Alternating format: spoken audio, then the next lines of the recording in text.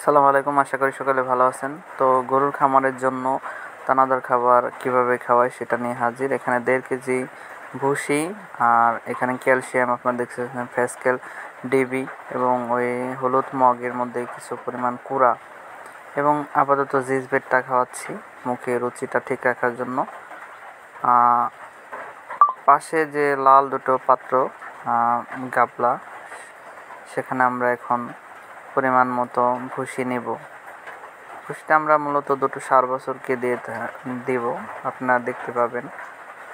ওদেরকে মোটামুটিভাবে দেওয়ার চেষ্টা করি যাতে আস্তে আস্তে মানা যায়, কারণ যত বড় হবে ভুসির পরিমাণটা আরও বাড়বে। তো আজকে দেখতে পাবেন 8টি ছাগল এবং 5টি গরুকে আমি কতটুকু দানাদার খাবার খাওয়াই, এই বিষয়টা আপনি আজকে দেখতে পাবেন। তো ভিডিওর সাথেই থাকেন, আর যদি ভালো লাগে অবশ্যই সাবস্ক্রাইব করেন।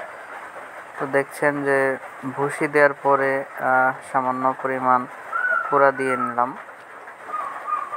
তো এভাবে আস্তে আস্তে কার্যক্রম চলছে। ছাগলের জন্য রেখে দিলাম। তো দানাদারের আসলে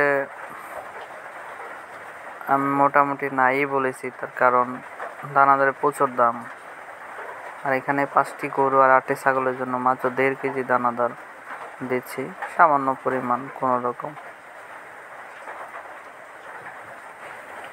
এতটুকু ছাগলের বাচ্চার জন্য আপনারা একটু পরে অবশ্যই দেখতে পাবেন, ভিডিওর সাথেই থাকেন।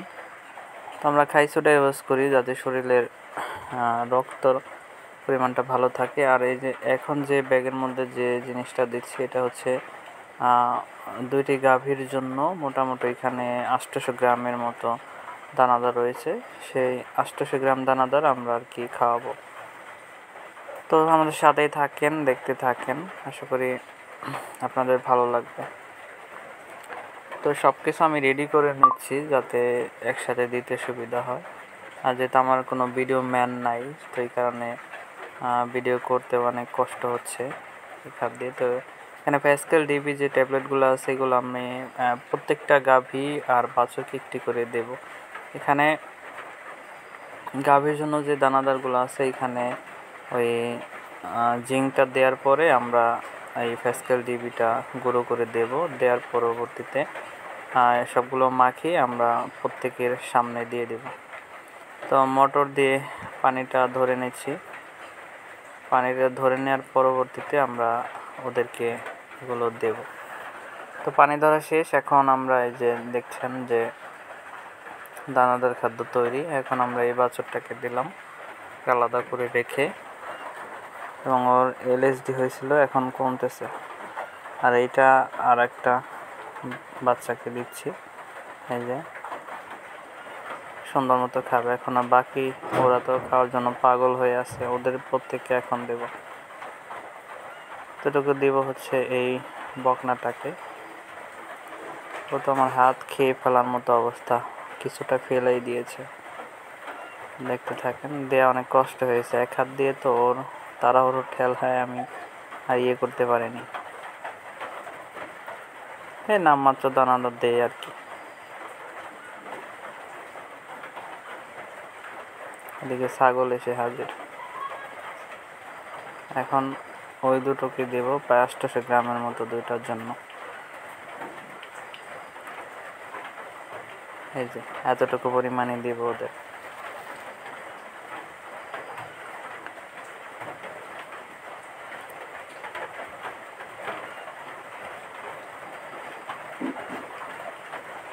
ওরা খাচ্ছে খুব সুন্দর মতো। খাওয়া শেষ হয়ে গেলে আমি আবার বালতিতে করে পানি দিয়ে দেবো, ওদের পর্যাপ্ত পানি দরকার। খাচ্ছে খুব সুন্দর মতো।